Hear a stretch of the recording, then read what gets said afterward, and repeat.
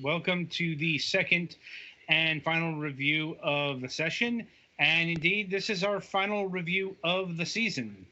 Um, it is a game called Ghost Grab 3000, and this is also a pre release review because honestly, I got this game about a month ago, and we've just been sitting on it because, well, the game is slated to come out on, or was slated to come out Halloween Day, because as it might be implied from the title, it's a spooky, quote unquote, spooky game. It's not actually scary, but it's got a comic horror motif. You know, Mm-hmm. that fits in with Halloween basically. Um, but apparently, the game has suffered a bit of a delay because now the Steam page says it's coming out November 8th. Like, um, anyway, so what this means is we can't really take price into account because we don't know what the price is going to be. We know how the game plays because, well, the game's available, and this is also not an impressions video because this is not an early access thing. It's like the game is done. It's just it's waiting to be released. Uh-huh. You know, plus, it's like this game is one of those very simple games that we review from time to time. It's like honestly, it's like there's not much to this. You are a quite literal ghost grabber. It's like you're like these spirits are trapped in a literal bullet hell, and you're trying to, I think, free their spirits. I was a little lost on that, but either way, you're trying to get rid of them. Yeah, it's like and this is a kind of a throwback to the golden age of arcade games, kind of deal, because it's an endless shooter. That is to say, you're not going across 8 stages, 6 worlds, what have you. No, you keep killing waves and waves of enemies until they kill you, and you're vying for the best score here. And the score you get by zapping the ghost, you have to zap them, tag them with your beam, and then hit the beam button again to electrocute the ghost on it. But you get a much better score if you chain multiple ghosts together, right, before zapping them. And you also have an EMP attack that can stun them because they stun when you hit them initially with your thing, but then they recover. And there's also a nuke that you can use to clear the whole screen when you're about to die. But know. And there are in between round rewards, such as energy recharge and nuke codes, which will get 3 of those, you get another nuke. You also get coins, which there is a bit of progression in the sense that you can buy better parts or parts that will do different things. Like there are parts that will give you more speed, but less. Yeah, there weren't many straight up better ones, but there are a lot of trade-offs where you can be faster with less health, or do more damage but be slower. Right. And you also unlock 3 difficulty modes by clearing enough, about 7 waves per difficulty mode. And yeah, that's about it. If I'm being honest, this is the entirety of the game. It's not bad or anything. It's just it's an extremely simple game. As far as how it controls and all that, it controls okay. It's not the next Gunbird or anything here, but if this came out in 1982, obviously it wouldn't have looked like this, but I think this would have been a well-regarded second stringer kind of deal. I didn't realize initially that it has controller support, but it does. Yeah, it does, and it's definitely you want to play with controller support. And it also gives you... Keyboard doesn't have any configuring options, so you have to move your ship with WASD.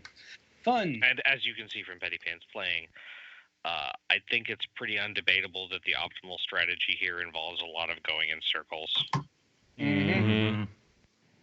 Especially since most of the things that shoot fairly straight at you. And if you catch their bullets in your line, thinking you get more energy. Yep. Yep.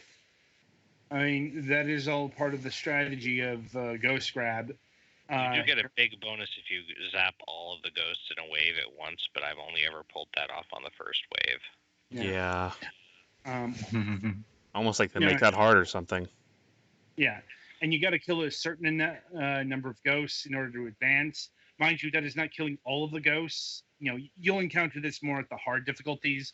Like you'll get off maybe a fairly big chain, but there's like a fair amount of enemies still on the screen. And you know, when you go between rounds, that'll act as an EMP. Like they'll all be stunned.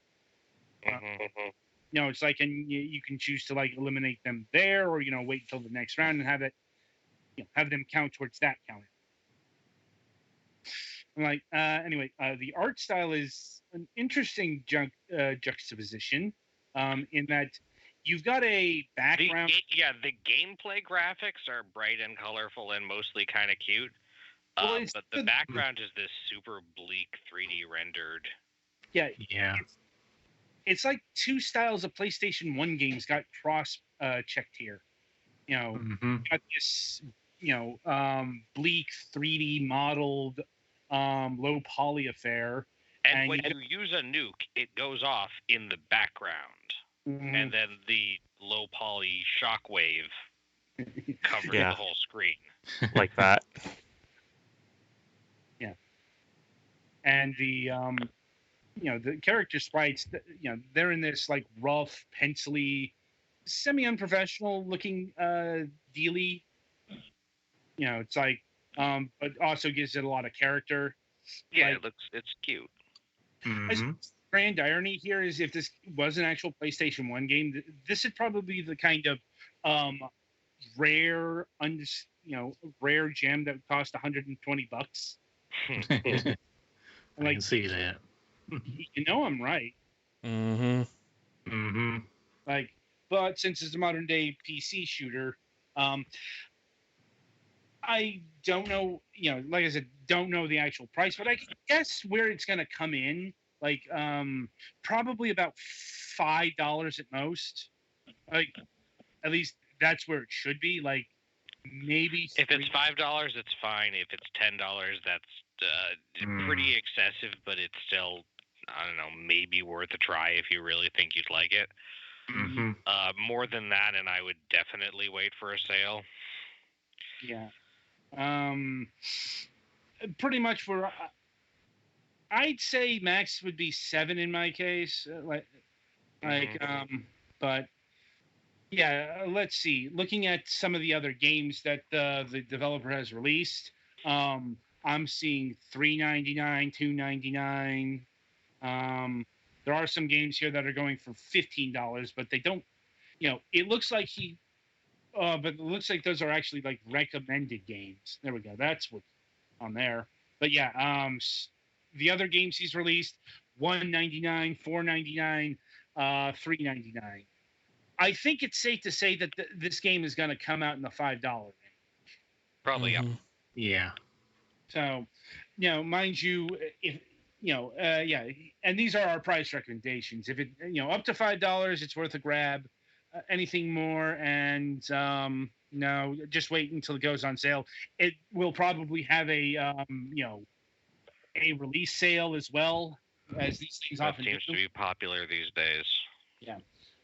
Let's see. As far as the music goes, again, I'm having trouble remembering this one. Same here. Anyway, so final score, I'd say a good solid 5 out of 10. 5 here being complete. You know, it's a completely average. It's a completely solid game. It's just not very spectacular or deep. I think what it does pretty well. Just it's a simple game. Yeah. All right, and with that in mind, we have come to the end of the Fragments Silicon review session. Coming up on the week ahead. So on Wednesday, the season finale. Looks like things with our proposed guests have fallen through, so it's going to be part 2 of our Let's Play of 80 Days. This time with more Twilight Winter. Hopefully, yeah. All right, so until then,